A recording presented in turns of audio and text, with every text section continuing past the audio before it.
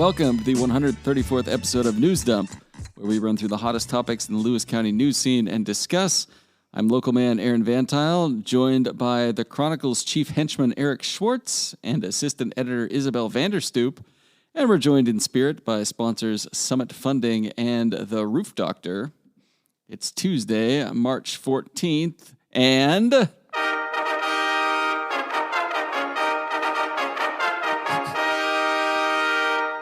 Miss Lewis County 2023 has been announced. Nice job with that. Maya O'Neill is the real deal. Thank you. From the story, the crowd gasped as she entered the stage in a sparkly white evening gown at Corbett Theater, and it was hardly a surprise when she was named Miss Lewis County 2023. Her social impact platform is promoting self-expression through the arts. Isabel, you were there. You wrote the story. What were your initial impressions of our new queen? She was very talented, a lovely dancer. She did an contemporary ballet on point, so lots of pirouetting, I believe it's called. Mm-hmm. It was really great. All four of the ladies running were very charming, and I thought they all had a lot of beauty and grace, as it were. But she totally deserved it. She was awesome. The real winner then is Lewis County. Oh, absolutely. Mm-hmm. I really liked hearing from the staff people who said something to the effect of like, hey, parents out there in the audience, you're doing a really great job with these kids. They're all fantastic. And thank you for raising a sound generation of the next Lewis County queens. It was great. There was 4 entrants. What was the breakdown about where they were from? Were they all from Chehalis or some outliers? I think one was, I think 3 of them are from Chehalis and 1 is Centralia. Last year there was the Morton Loggers Jubilee Queen ran, and I haven't covered the Miss Lewis County pageants until last year. I covered when Sophie Murky became the one, but she didn't do it through the pageant. Yeah. So, I think this was probably, I would just guess, more kiltered toward Chehalis than most years, but I don't know. Okay. I just like that Brianna Roscoe, the outgoing Miss Lewis County, performed a final dance to AC/DC's Thunderstruck. Yeah, it was pretty baller. Hell yeah. Wow. I just love that. Yeah, it was great. That's great. She seems to have been a great Miss Lewis County, and I gauge that only by her presence at places because we got a ton of photos of her, as we always do, of Miss Lewis Counties. And Little Miss Friendly was there as well? Yes. Excellent. Her term goes into August. Yes. Yeah. Long live the little queen. Britain's Got Talent. That's right. That's right. Yeah. That's right. I'm already looking forward to the fair, Little Miss Friendly, and Yeah. Great. I mean, it's a short, 4 months away? 5 months away? It's a ways away. I yearn for those days. All right. Anything else on Miss Lewis County, or can we move along to other topics? Yeah, let's get to it. Our next topic, mayor speaks in opposition of Centralia shop owner with white supremacist ties. Just like Miss Lewis County. It's a little light news. Tanner Thayer, the guy that owns the music shop on South Tower in Centralia, has a sign up for the hymn book for the Asatru Folk Assembly, which is a Norse mythology-based religious group that touts its desire to, quote, preserve whiteness openly. Not great. Centralia Mayor Kelly Smith Johnson took him to task and then took to Facebook to talk about it. He declined to respond to a reporter, correct? I attempted to contact him. I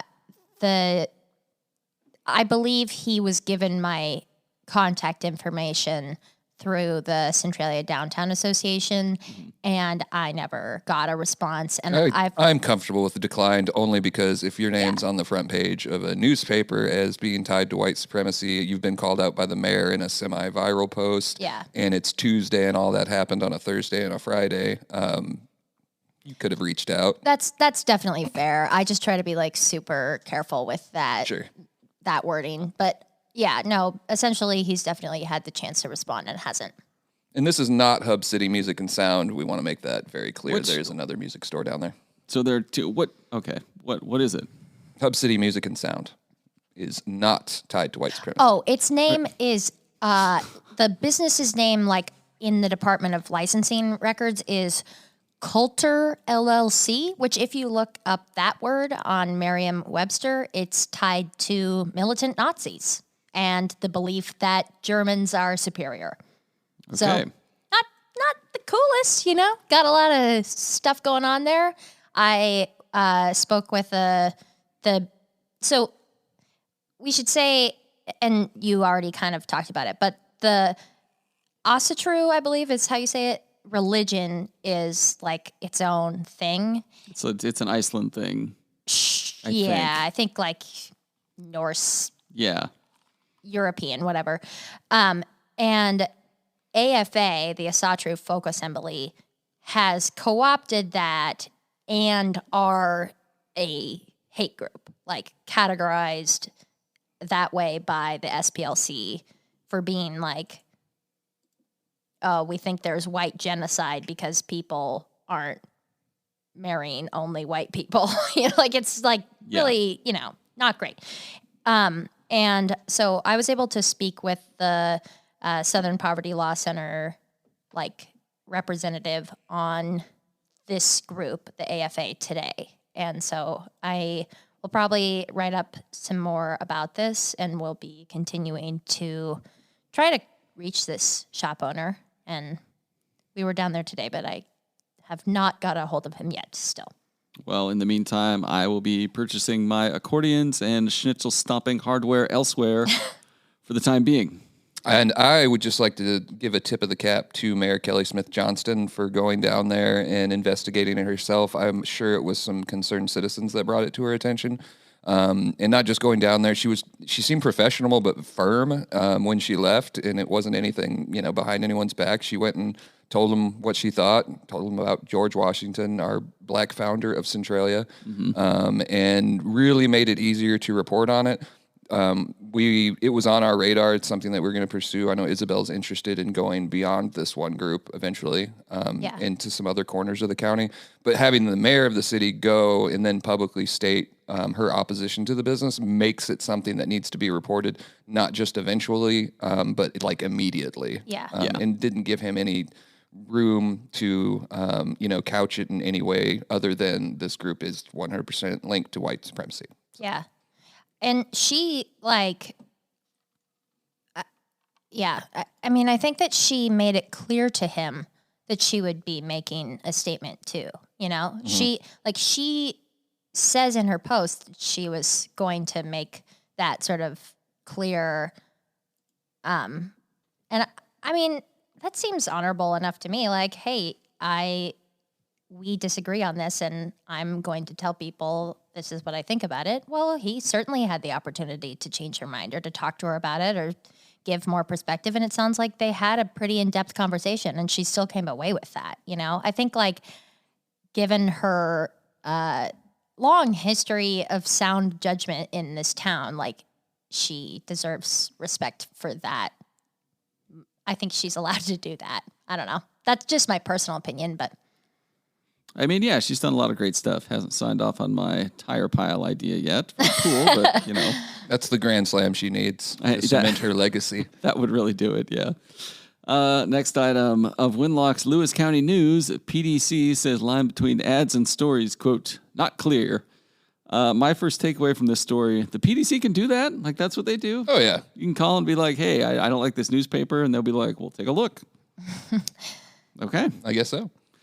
Some people complained about election coverage in the Lewis County News, and the Public Disclosure Commission picked up some back issues to investigate. Quote, ultimately, this was also dismissed as not violating state law concerning paid political advertising. However, Lewis County News received a warning from the PDC concerning its election coverage, as the PDC believed Lewis County News treated some candidates differently from their opponents, and it was not making it clear to readers what was editorial content and what was political advertisement. Yeah. The newspaper, though, ran a story on the case headlined, Rohr loses claim, no evidence of violation with Lewis County News and 3 Republican candidates. Which in a perfect world would have just prompted yet another PDC investigation. Officials stated it appeared Lewis County News displayed favoritism between candidates when seeking interviews. They encouraged the paper to clearly identify when a published piece was a paid political advertisement.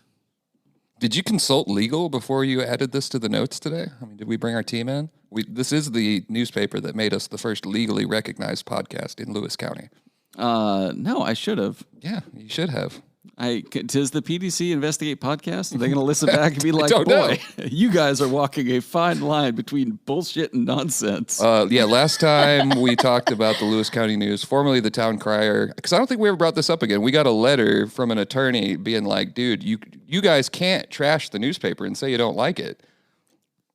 I still don't like the newspaper. I don't like it at all. And I would love another letter to commemorate that moment. I didn't know that. Yeah, it was when their employee, Lynette Hoffman, accused our reporter of just something outrageous and provably false. Oh, yeah. And so we let the world know what we thought about that, or let our 12 or 13 listeners know what we thought about that. And then, we got a letter from an attorney that was making the case that she made those claims outside of her role as the editor. Therefore, we cannot say that we think that 4-page weekly paper based in Winlock is Wait, you guys got garbage. A letter from their attorney Yes. on that? You can absolutely say what That's about why. free speech? That's why I threw it out there. I thought you were at first. I thought you were saying your attorney, like the Chronicle's attorney, but no, I get what you're saying now, and that's very silly. You guys know me well, know that I would never trash a newspaper, like very rare circumstances, but I think that publication has at most times not behaved like a newspaper. That's my personal opinion. But back to this, not to turn on a rant, but this was about the Snazza-Murphy race, right? The PUD race between Hadler and Emerson. And the commissioners, and race. Brummer Bagwandan, and they had pieces, very soft, featurey pieces on Bagwandan and Hadler and on Murphy, whilst also publishing, allegations of crimes, in my estimation, by the incumbent sheriff and things of that nature. So I think it was nice for the PDC to weigh in, and I think it's great. I think this will 100% spark someone making a complaint against us in some way, and we'll be happy to report that because I know that our newsroom operates above board. Power rank the legal letters we've gotten. This one or the one from Jonathan Meyer? From Jonathan Meyer of the cease and desist on the logo. I just like that Jonathan Meyer is staying on that because there was a Lewis County News group on Facebook. Not a Lewis County News, like No Drama Sirens or something like that. It was one of those Facebook groups, not the actual newspaper. And they posted the cease and desist. It was the second one, and it was the one that we got threatening action if we did something again. But I think that's probably about just being fair, and I'm just assuming there's somebody pointing out every time that they see it just because their own logo was the point of contention on this. Yeah. Somebody's assigned to scrub the internet for Lewis County logos. No. I think it's one of our fellow letter recipients that lost their logo due to a letter. That's what I'm assuming. Also, we like to joke about and people online have been very quick to be like, oh, the prosecutor's office doesn't have anything better to do. And I'm sure Meyer doesn't enjoy having to write those letters. I think he did it once, and then if you're not being fair after that anyone that got the letter is kind of the victim of, preferential treatment. So Which I assume is why we got one. I don't know. Or maybe he just listens, he's like, those really assholes. Strongly worded. But yeah, that's our second letter. I'm sure we'll get another one.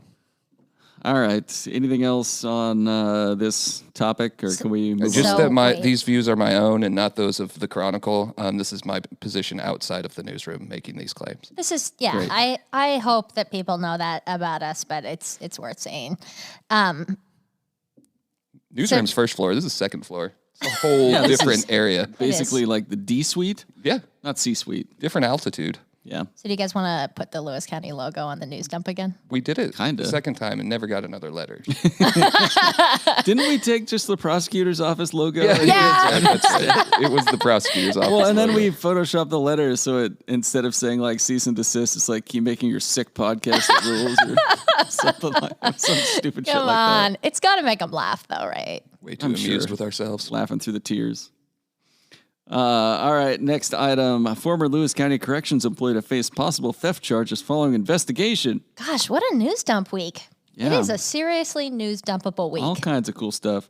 The State Patrol referred first-degree theft and identity theft charges against Jennifer Teitzel, former manager of the animal shelter, and not the other Jennifer Teitzel, correct? Not. There's the a Toledo resident. resident. Not Thank her. You. Yep.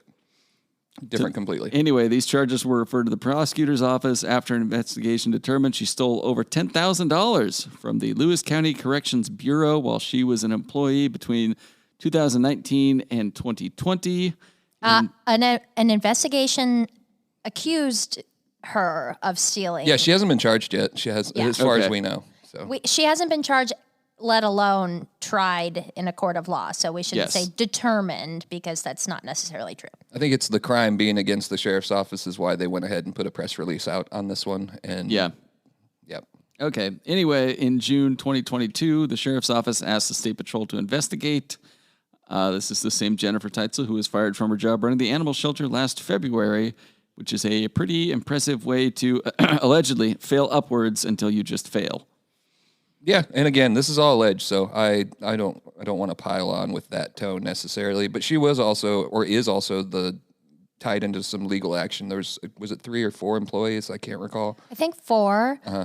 But there were various claims of malpractice that could have potentially harmed animals, and also a couple other weird sort of scandalous behaviors. I don't know. I didn't go check out if we updated this story or anything, but I did get a message from Mija Hanlon, the public health director, that Teitzel was not fired from the animal shelter for this, that it was a different issue and was related to poor decision making, which I don't know what that means, just a really. Tough position for the county to say that, and then also they're denying the claim in the $2.1 million lawsuit from the former employees, so which is ongoing according to our most recent reporting from Emily Fitzgerald. But it's clear that there is more than just this issue at hand, right? Right. It does look that way. All right. It's going to be hard not to step on your bits on this one. I'm just going to go preemptively mute both of you.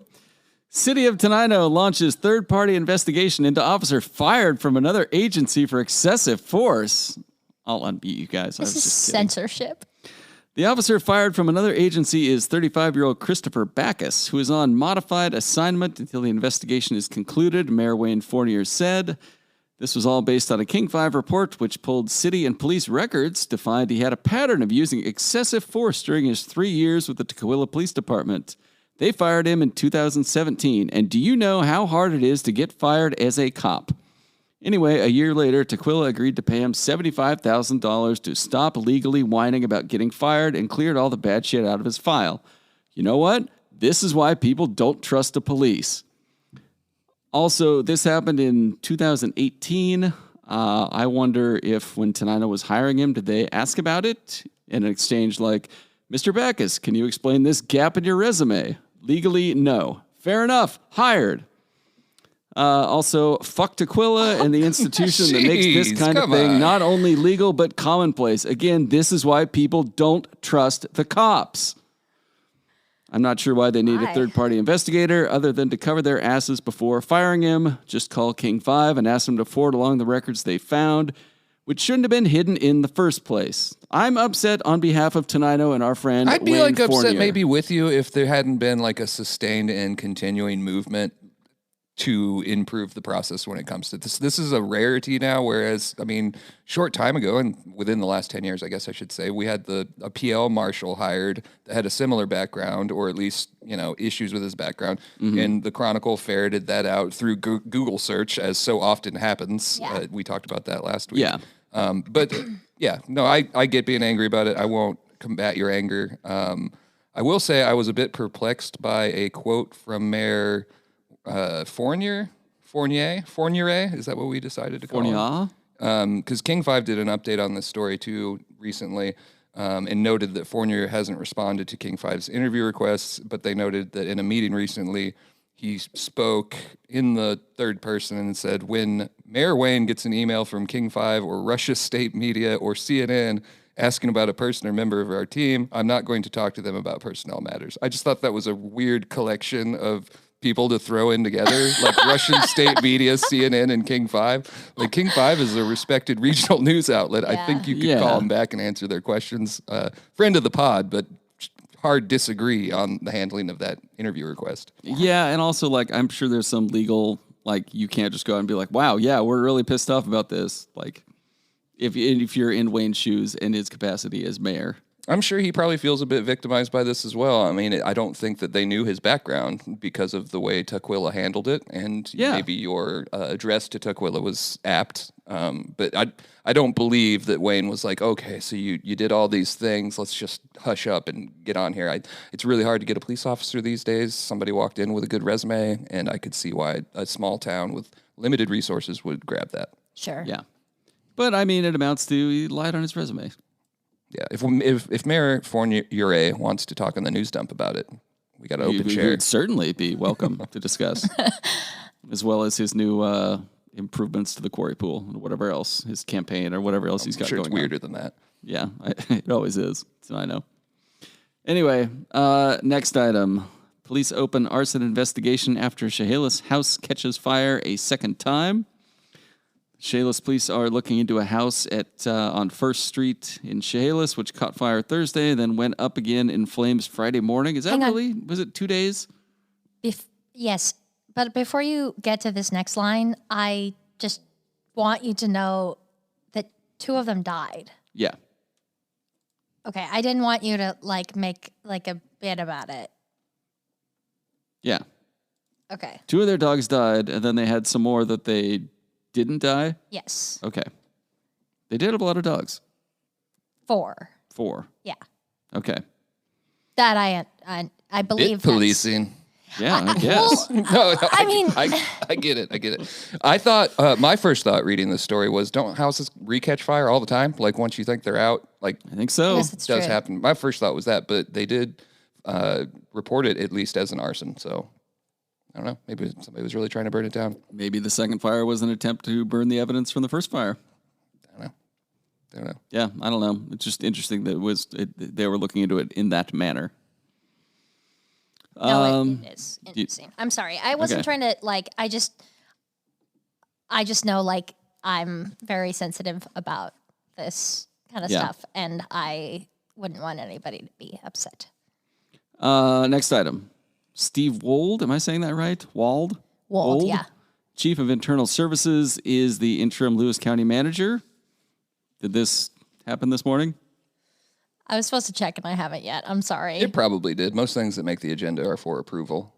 He looks like a young James Spader in the pic that ran with the story. You know, when I saw that written, I was like, no, he doesn't. And then I just pulled it up, and yeah, he does. Yeah, a little bit like a less than zero James Spader in there. Maybe Robert California in there. Pretty in pink James Spader.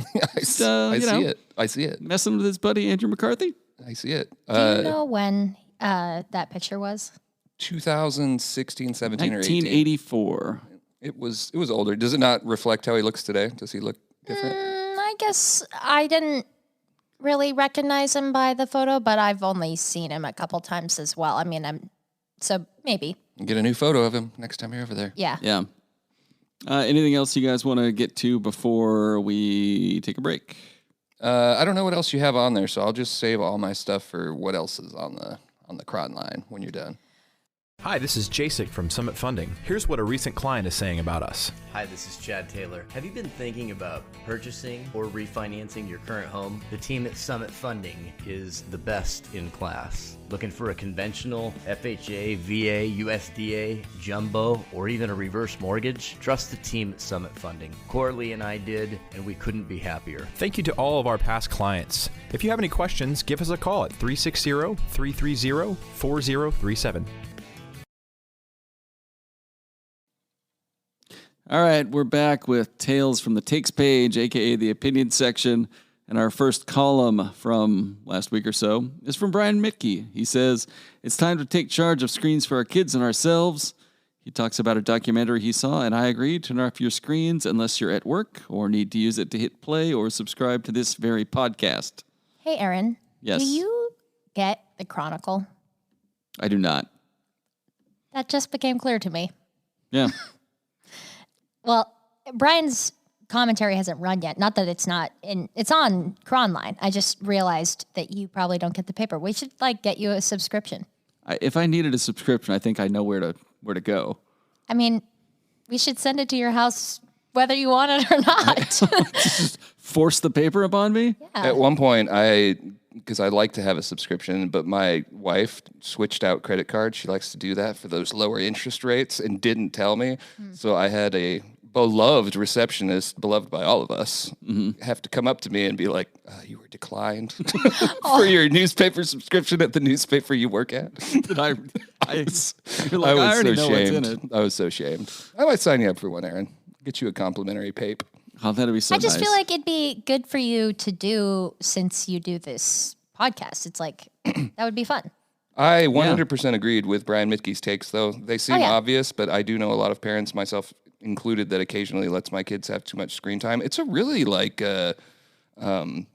attractive option. Like if you got some work you got to get done and you're like, well, I'll just play on my tablet. So I liked that his main focus, or one of his big focuses, was don't let them have it in their rooms. And that seems like obvious, like especially like overnight. I don't know. I think this is one of those columns that like 2 years ago, or well, not that short of a time, but like as a younger person, I would be like, you know, whatever. Let me keep my smartphone. Right. But now, like, just barely detached from the world of being a very young person, I feel like this is completely valid. And there are a lot of safety risks that, like, I think about me using a phone and I'm like, man, like, I wish I hadn't done that. You know what I mean? And not that my parents like weren't strict about it. It's just one of those things is like, there are a lot of issues and like comparisons and just like not feeling good about yourself. That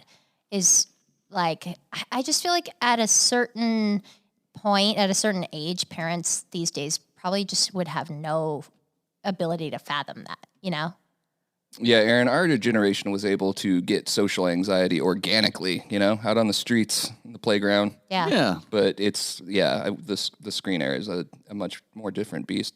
I've decided to handle it with my young children by when they ask me why can't I talk to people on Roblox? I was like, you know what happened to a girl recently who was talking to someone online? He showed up, kidnapped her, murdered her family, and set her house on fire. And then I just leave the room. I thought you were going to go into that vague anecdote and just go straight into reading a Roof Doctor review the way you approached it. I should have. But no, that'd be cold. You know what happened to this girl I read about? She got a free estimate on a roof from our favorite sponsor, the Roof Doctor. We do still need to get that back in at some point. How about right now? I feel like let's just wait for... Jesus Christ. Well, now that we're talking about it, I did see a Roof Doctor truck driving with a Goebel septic porta potty in the bed of the truck. And I was like, what a meeting of the worlds, you know? Just a news dump, sports dump crossover. It was like... I'd love to see it. What is it that they said? The most ambitious crossover in film history? Yeah. So anyways, now that we're talking about the Roof Doctor... Yeah, you can give them a call, 736-0246. Get a free estimate on a roof. They provide fantastic service for... up in the Olympia area. They probably go a little bit further south, all over Lewis County. And they've been a family-owned business for, 50 years? Since the 50s? And how much does it cost to get an estimate from the Roof Doctor? Not a goddamn dime. Man, you are extra cursy today. Yeah, you are. Man, sorry. Doesn't make you cooler. Yeah, Aaron. And neither does your screen time. Strong disagree. Swearing is a sign of a weak mind trying to express itself. Oh, really? I was going to introduce some of I thought just for this week for our Roof Doctor bit, we should run down some of the team. So we have Tara Monahan, owner. Ken Slater, also owner. Oh, yeah. Brianna Slater, also owner. They're not listed as co-owners, so I'm going to keep it here. We've got Dave Monahan. We've got Chris Lutman, David Cha. Just a guy named Dave, doesn't have a last name. Charles Graydon, Colton Watts, Tyson Yeager, Brandon Anderson, Garrett Driver. These are the people behind the Roof Doctor. Mm-hmm. There's only one with just a first name. That's why Dave. I love how Dave. They're like, Dave, we're gonna put you on the side. You not use my goddamn last name. The hell you are. All right. Thanks to Roof Doctor. Great sponsor. Visit them at www.roofdoctor.com. You could also just search Roof Doctor Chehalis, and that'll get you there as well. There you go. Also, just, for the Roof Doctor fans out there, know that Aaron has the phone number memorized. So if you ever need it. That's true. I didn't even click the link. Just straight off the top of my head. I love that for you. Next item in the Tales from the Takes page section, we just have a letter to the editor. The headline, Dilbert replacement is no good.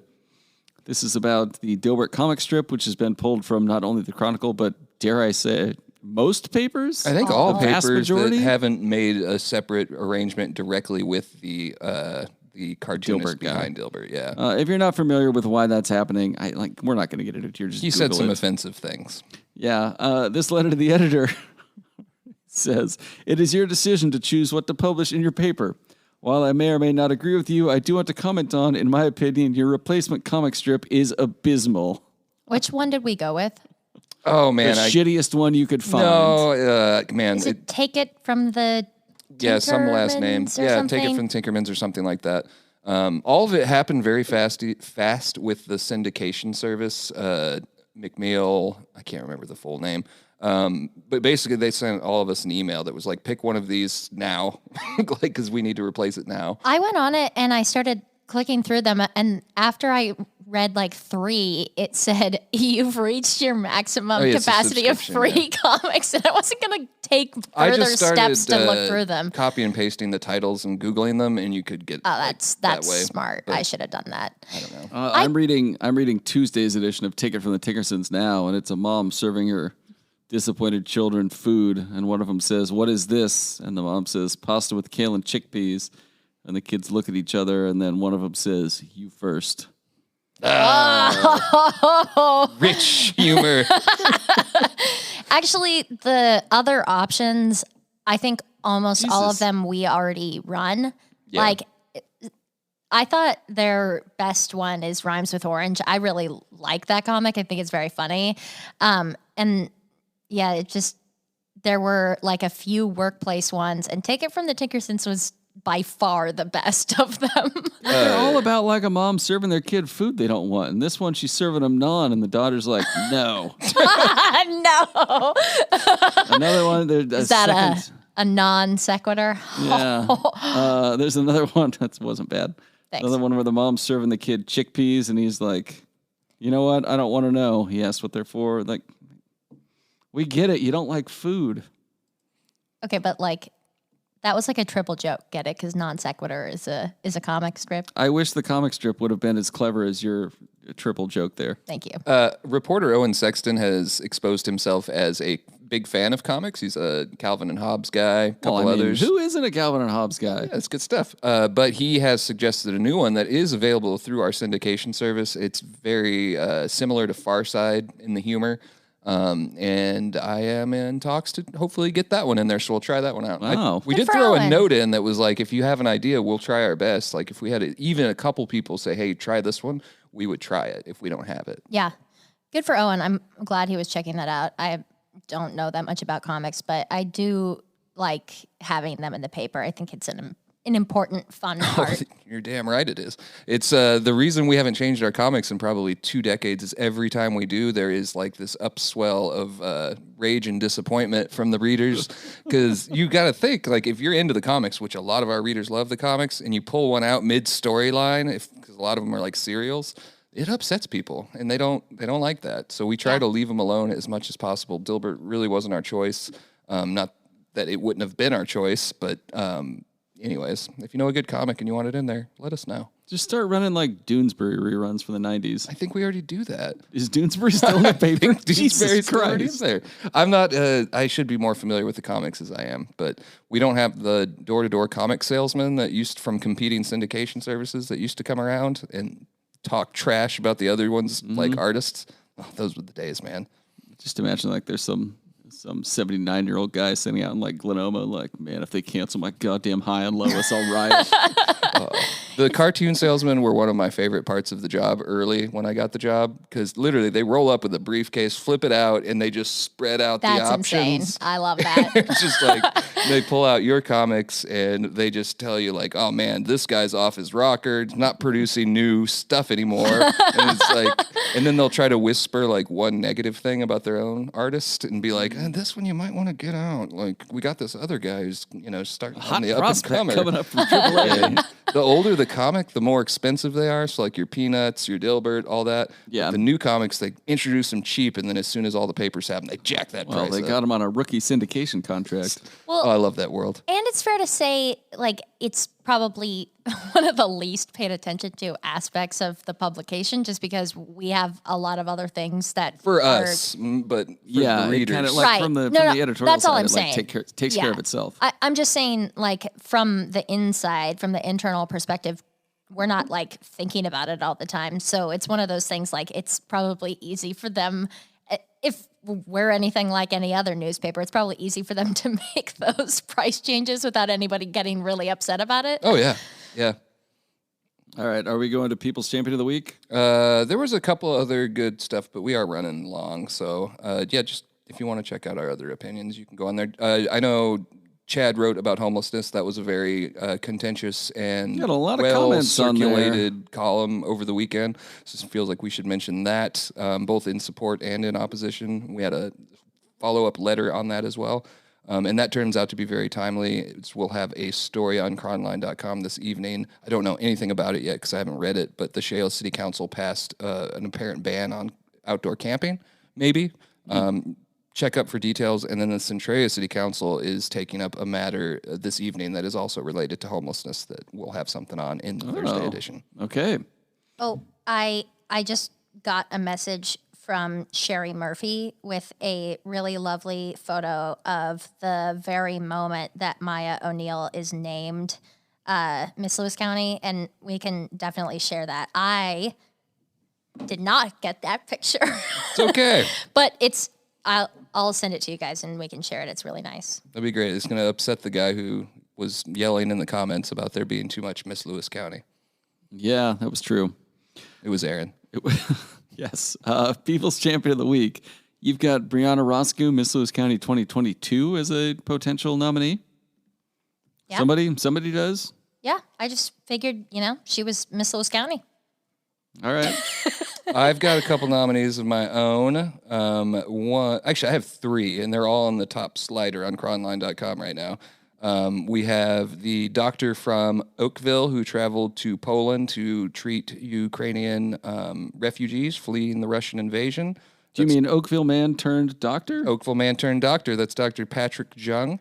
We also have at least 17 Lewis County firefighters headed up to Seattle for the annual firefighter stair climb this week.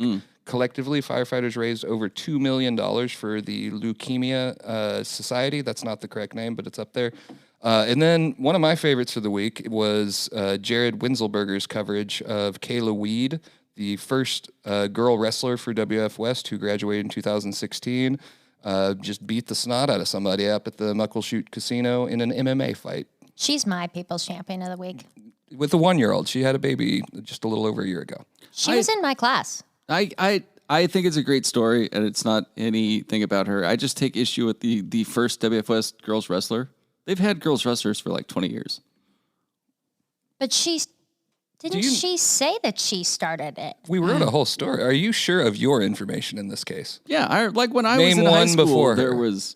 I can't name One any, but I Chehalis remember girl like wrestler. girls wrestled. They have wrestled for a long Strong time. opposition on this. Wasn't Maybe she she- was the first one, like when they started a girls wrestling. Yeah, program I was just separate about from to the say, guys. I think you might be right that we had the verbiage wrong, that she was maybe the first on the girls wrestling team. That could be it. That would be and that accurate. she started the team and has been around for the last couple of years also, like, I think helping them afterwards. So yeah, no, that makes sense what you're saying. Like, it's just it's wording semantics. issue. I'm still not positive Aaron's right on this, but we can continue. What She would said I in know? 2019 in a large feature by Jordan Allen, I just wanted something more intense than cheerleading, and I wanted to be the first girl for WF West and start a team, she said. Right. So she would be the first girl for girls wrestling for WF West, but not necessarily the first girl to ever compete through the WF West wrestling program. Does that make sense? Oh, no, I get what the claim is. I'm just not positive it's correct yet.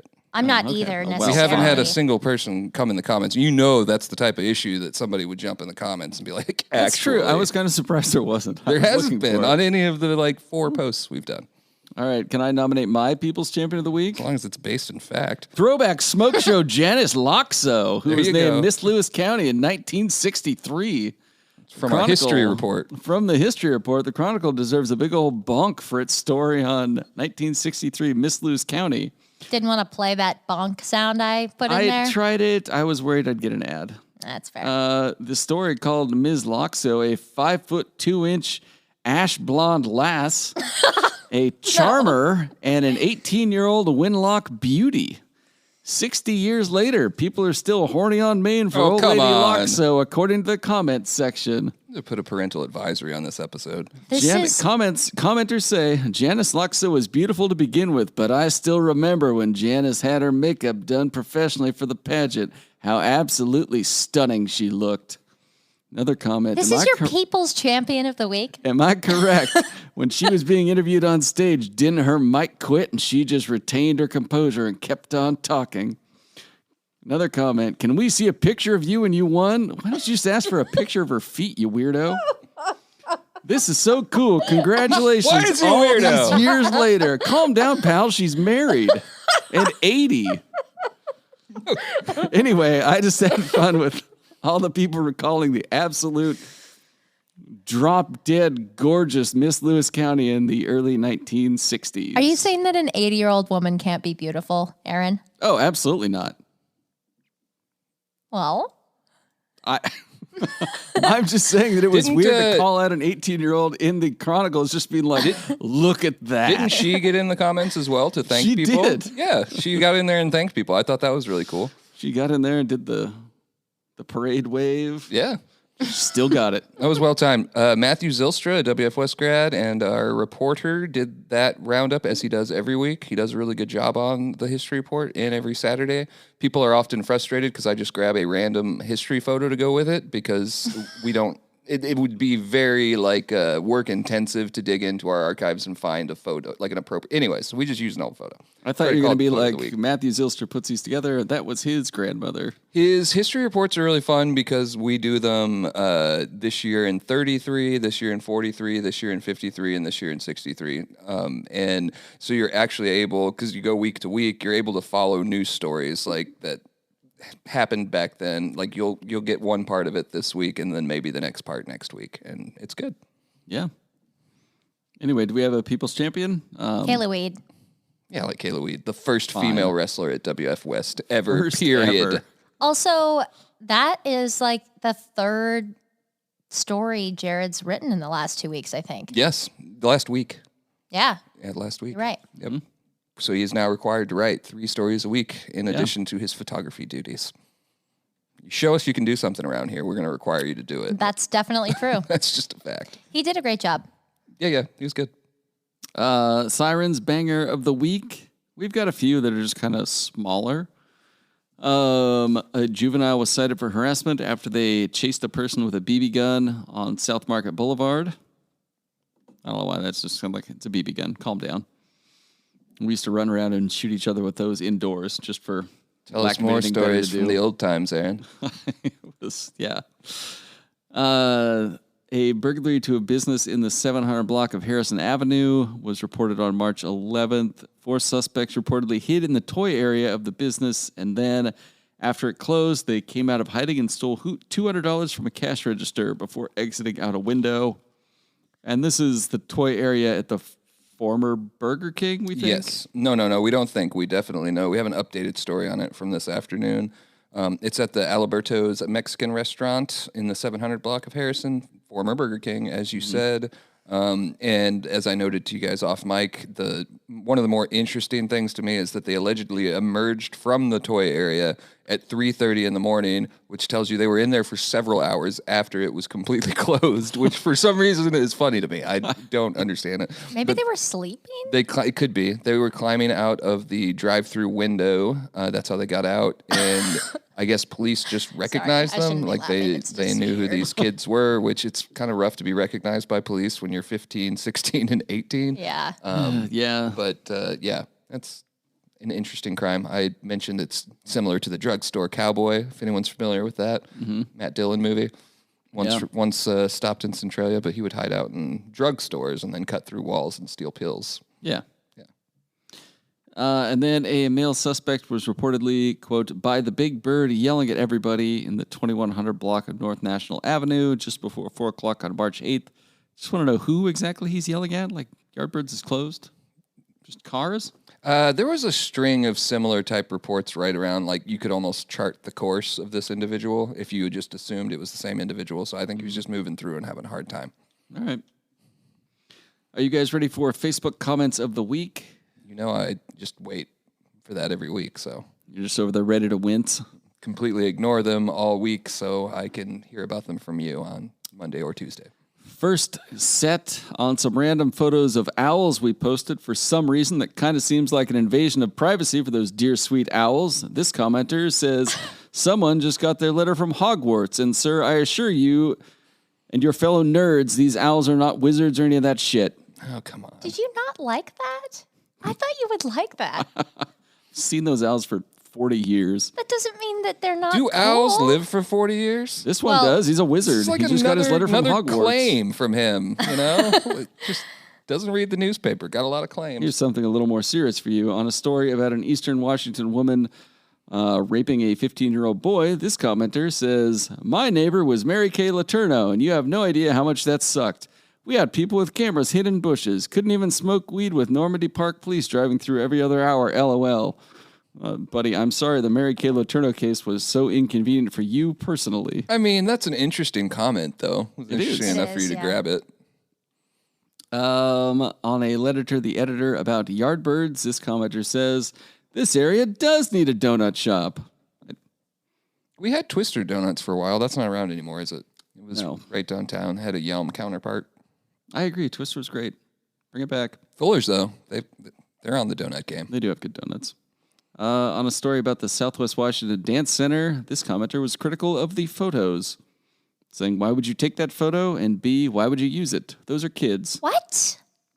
I don't know. Was it like oh, geez, that's pretty rough. Yeah. Kids doing the splits at a dance training? That feels a lot more telling about the commenter than anything else. That's kind of what I thought. Oh. Anyway. Yeah, I didn't see anything problematic about those photos. Oh. No. On the story about theft from the sheriff's office by the old animal shelter boss, allegedly, commenter says they should bring back public canning for crimes like this. Somebody replies, why would forcing someone to can food in public be punishment? I guess for someone who has severe anxiety, it may be effective. And the original commenter replied, canning, cleaning, public canning. I guess spell check wants to correct. I mean, beat him with a stick in public. Oh my gosh. Oh no. Also, it's a her. Oh my goodness. That was a good one. What is with these people? I mean, honestly. You don't want to hit him with a stick in public?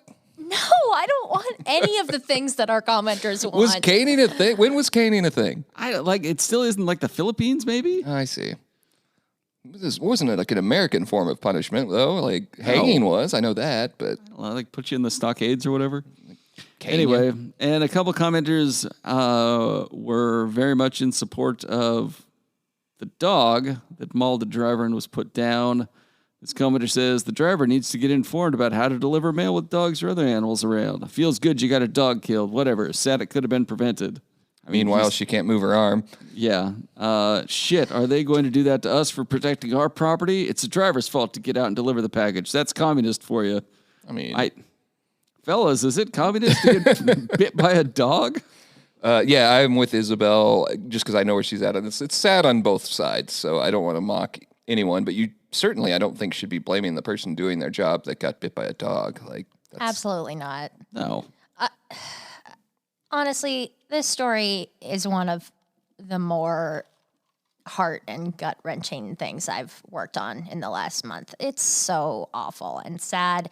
It's really sad for the people whose dog it is, and it's really, really sad for this person who was bit. And people commenting stuff like this is just, not helping anyone. It's just, the whole thing is bad, and I pray for all of them that they will find some closure and healing, because it's horrible. And one final comment on a post about Napavine State Championship football team getting their championship rings. This commenter says, Do you desire to be a leader, or are you merely a seeker of the power and privileges that leaders command, wealth and prosperity and knowledge, ... exclamation point, question mark. Join the Illuminati organization today and gain all your heart desires. Oh, boy. Seems like a real winner. It's a fairly common comment. Yeah, it's Illuminati's really hurting for members these days. They sure are. Like all fraternal organizations, they struggle with membership. Nobody wants to volunteer these days. People just don't want to get out there and hang out with their fellow Illuminati.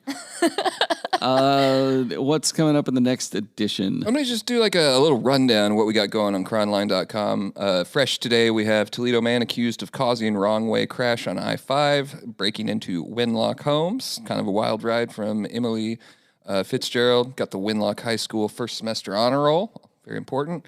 Identity theft trial for mother of missing Oakville girl delayed. That's a Daily World story.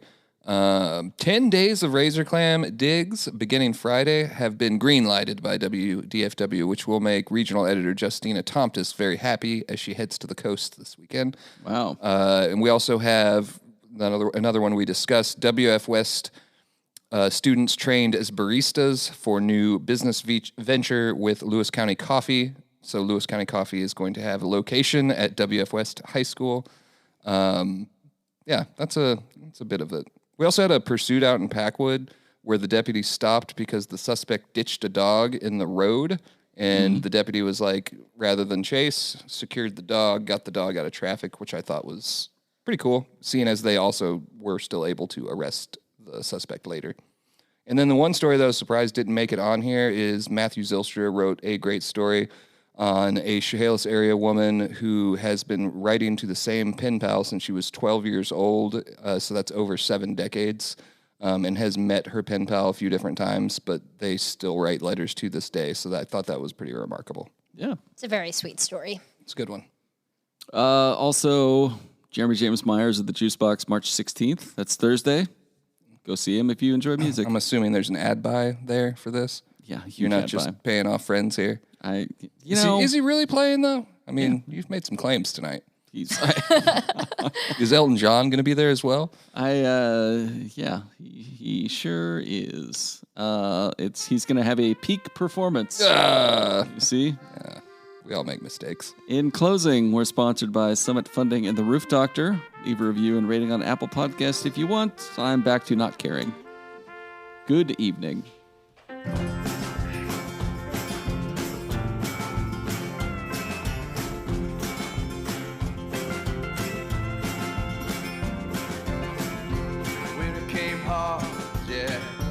She came harder, pulled my heart